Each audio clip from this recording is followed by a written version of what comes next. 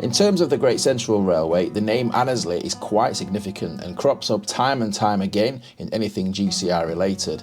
But why? You could say it's a rather small and seemingly minor village situated in Nottinghamshire's thriving coalfields. Now, those coalfields are key, but why Annesley? Let's just jump back in time to the Great Central's predecessor, the Manchester, Sheffield and Lincolnshire Railway.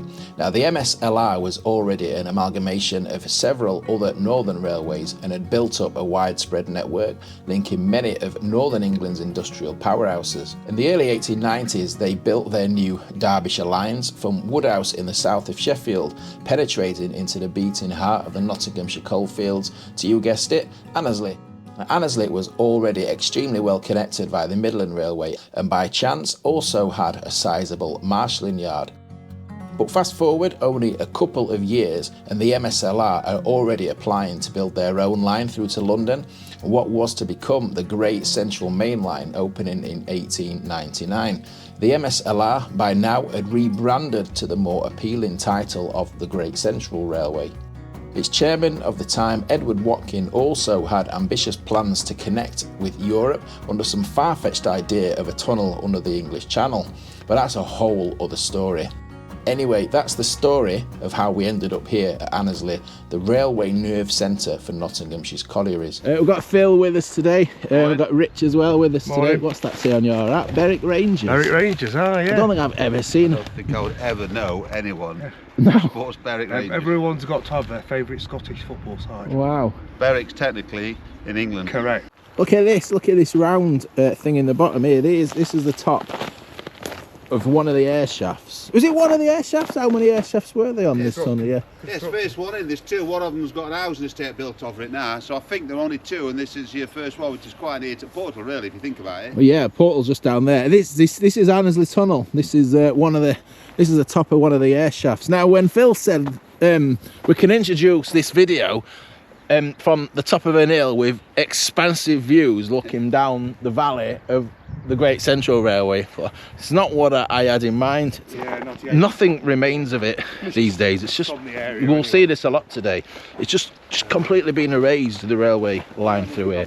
But it was infilled with old colliery waste and also old waste when they demolished part of the St Anne's housing, the estate. All the rubble and waste from there was put to fill in the tunnel. But apparently, reading online, the tunnel was in pretty good condition apparently when they filled it in. The car read -4 this morning. I think that's officially the coldest filming day I've done so far. But look at that view, look, the sun's just coming up, it's early morning. We're literally looking right across where we're going to be going there. So all this what we're walking on now then, is this an infilled cutting then? Yeah, just beyond pylon it is, yeah. So we've exited Annesley Tunnel now, and you can see from the overhead shots just the area of the cutting that's been filled in since the railway line was closed. That's just over there. So now we're on the kind of precipice of the Annesley yard and sidings, aren't we? Yeah. This is quite a historic location in terms of the Great Central Railway, or Manchester, Sheffield, Lincolnshire Railway.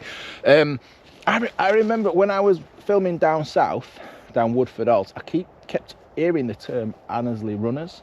That was like the freight. It was like a fast freight service, wasn't there, that ran between here and Woodford, the yard down there.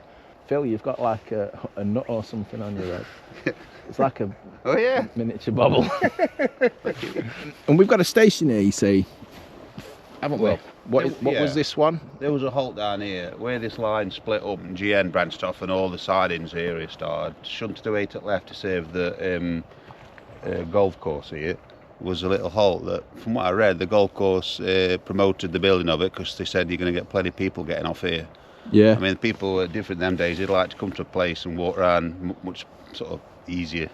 Well, yeah, let's go to a little lake compared to nowadays. So I suppose people coming and going to the golf course for quite a day out, I guess. Yeah, so I suppose, yeah. just a couple of platforms and a bridge. I don't know if it was a private bridge, but a bridge came over into golf course, which looked a bit different to what it does now. But yeah. So what was this called? This halt? I think it was Annesley Hollingwell or Hollingsworth? Yeah, that was Hollingwell it. halt. But notice the halt, so everyone not get excited. They're not going to get many facilities. You know what I mean? Yeah. Well, we know this exact same story was at Rushcliffe Halt, south of Nottingham.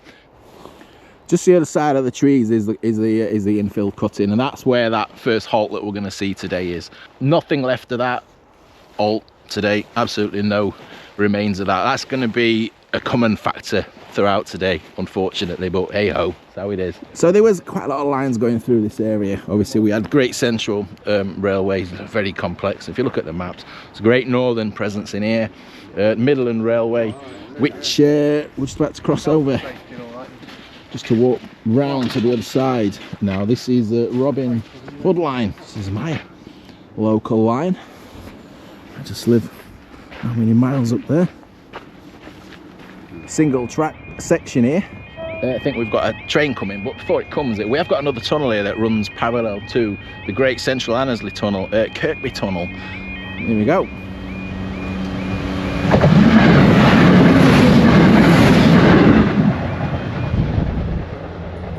If we look at the wider map of the area from the early 1900s, we can see the Annesley sidings and depot. We'll get onto that shortly.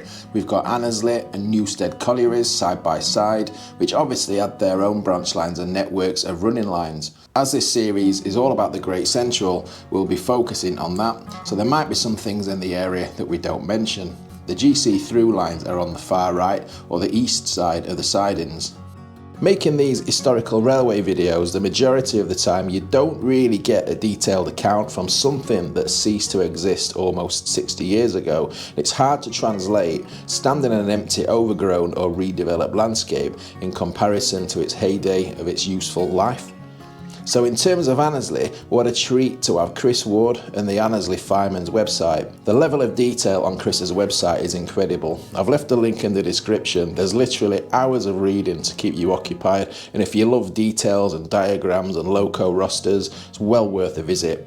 Now Chris was a fireman in the later years of Annesley Shed and gives some fascinating insights into working life at the depot. Browsing the numerous old photos makes it even more unbelievable that this is the same location in 2025.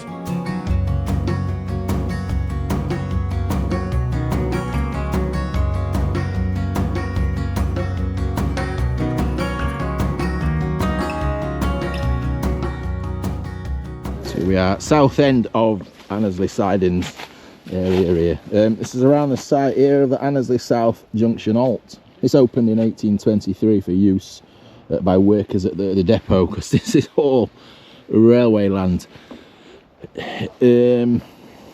Nothing remains of this station, but apparently there is some remains of the base of the signal box that was here. I think we can see that on the old maps as well.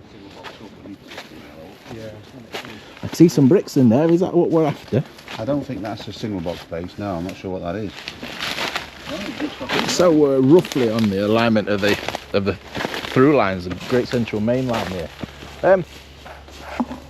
It's amazing. Just been saying when we were walking up earlier. So obviously I've done a lot of this line south of Nottingham as well, and of course north, up towards North Derbyshire, Sheffield way, and the amount of remains and just unimpeded track bed south of Nottingham, all the way down to the north of London is incredible. They've just done such a good job at erasing it north of Nottingham. It is absolutely incredible to think it's the same railway line. The signal box on the maps was here, wasn't it? It's right next to the road. Yes. Oh, look, there's bricks there. Look, can you see us through that? Now, yeah, I mean, it's not. You never know, would you? If it wasn't for reading people cheating for us and putting accounts online of remains of this base of this signal box. But it's interesting all the same, because there's the railway line, there's the track bed there, and this signal box was right here, right on the side and right by the road. So it's all history, and it's pretty scarce to come by remains around this area, so we're having that. What's it say on the brick, Phil? Kilnhurst or Kilnhurst? Oh, Kilnhurst, Rotherham. Oh, Kiln. Yeah. Is it called Kilnhurst because they were made in kilns then? I've never thought of it like that before. Made by Mr. Hurst maybe as well. Yeah, so Great Central bought the bricks from Rotherham then. It's just near Swinton, isn't it? Yeah, it's on the side of the railway and canal. I'm amazed that we're in Annesley and the amount of places we go and we see Annesley bricks. We're in Annesley. And then there's bricks on Annesley from Rotherham. Yeah, so where we're standing here, this is would have been the bridge going over. This is just a minor road into it, the back of Newstead Abbey. But sorry about the sun, it's really playing havoc today. We're walking south as well, and the sun's in the south. But look, the roads are all flooded down there. Solid ice. This bridge, it's nothing to do with the Great Central. This is the Great Northern. These were ex-Great Northern lines going over the top, and it's just to illustrate that we had the Great Central, the Great Northern, and then Midland. I think it's that way. I've lost my bearings. Midland Railway that we've just seen that train going over. I said to myself coming here today, I'm not going to get distracted by these other lines. Just concentrate on the Great Central. Because once you start looking at these other ones, that's when it starts to get a little bit messy. This is the track bed, the other side of that bridge here. Look, just a pillar of bricks. It's like it came off something. It's solid, that one. It's solid. Not quite sure what that is, but that bridge is just there. So we're stood on the track bed again here. Look, well overgrown, isn't it? So don't forget this now, south of Annesley, the London extension. This is the later Great Central Railway. We can actually use that title for it now, can't we? The Great Central Main Line. Okay, this just on the side of the track bed. Blue bricks, there's a culvert, pretty blocked culvert these days, look, but there's the top of the archway. Instantly recognisable bricks, isn't it? And there's the track bed. The three lines we've seen continue to run parallel south towards Limby before the Great Central sweeps across both the Great Northern and the Midland as seen in this overhead shot. And don't forget the Midland is still active. The GCR is private land but can still be pretty much made out for its entirety with a good length of raised embankment, and the GNR is a greenway all the way to Limby. So this video was all about the Great Central around the Annesley area. We'll be picking up this story and following the Great Central into Nottingham, and we'll be having a look at some of the remains around Hucknall and Bulwell as we make our way into Nottingham city centre. So cheers for watching, thanks to all my channel members, anyone who buys me a coffee, sends me a super thanks, and we'll see you on the next video. Thanks for watching.